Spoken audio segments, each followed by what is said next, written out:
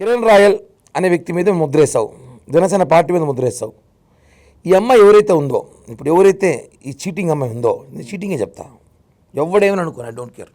ఆమెకు సన్మానం చేసుకుని కావాలంటే వైసీపీ వాళ్ళు, వైసీపీ కార్యకర్త అని చెప్తా అమ్మాయిని, వైసీపీ నాయకురాలు. ఈ అమ్మాయి కేవలం ఆమె ఇచ్చే డబ్బులంతా నా పార్టీకి ఖర్చు పెట్టానంట.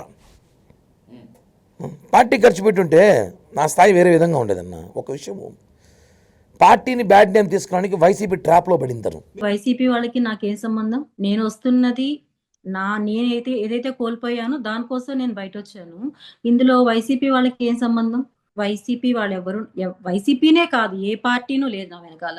2011లో పరిచయం, 12 నుంచి ఆర్థిక లావాదేవీలు, 16 దాకా ఆర్థిక లావాదేవీలు, తర్వాత 18లో సెటిల్మెంటు, 21లో సెటిల్మెంట్, పూర్తి సెటిల్మెంట్ అయిపోయింది. 15 lakhs తీసుకున్నదైతే నిజం, అతను ఇచ్చాడు 15 lakhs, 15 లక్షలు ఇచ్చాడు. నాకు కావాల్సింది నా యాక్చువల్ అమౌంట్.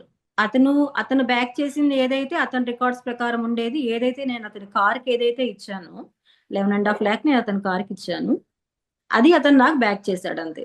మిగతా అమౌంట్ ఏది కూడా అతను ఇవ్వలేదు.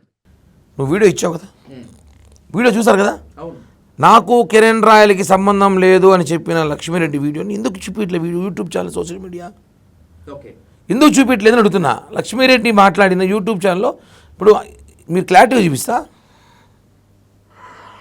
కిరణ్ రాయల్కి నాకు గత కొన్ని సంవత్సరాలుగా ఉన్న లావాదేవీలు వల్ల అనేక గొడవలు అయ్యాయి. ముందు చెప్పినట్టుగా ఇచ్చిన చెక్స్, బాండ్ అన్నీ ఈ రోజుతో క్లియర్ అయ్యాయి. ఆ తర్వాత మిగతా వాటికి 2 చెక్కులు, బాండ్స్ ఇచ్చారు. ఈ రోజు నుంచి అతనికి నాకు ఎటువంటి లావాదేవీలు లేవు. నా కుటుంబం నుంచి అతనికి, అతని కుటుంబం నుంచి నా కుటుంబానికి ఎటువంటి హాని జరగకుండా ఉండాలని కోరుకుంటున్నాను. ఈరోజు అనగా 8 జూన్ 2024, ఈ రోజు నుంచి అతనికి నాకు ఎటువంటి సంబంధము లేదు.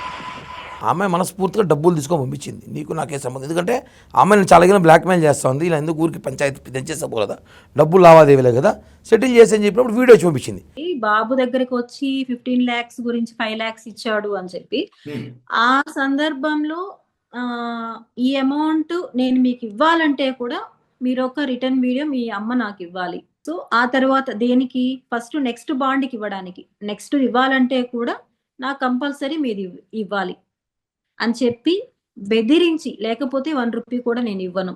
ఇవ్వకపోగా ఇప్పుడు ఏవైతే నా పైన చేస్తున్నాడో ఇలాంటి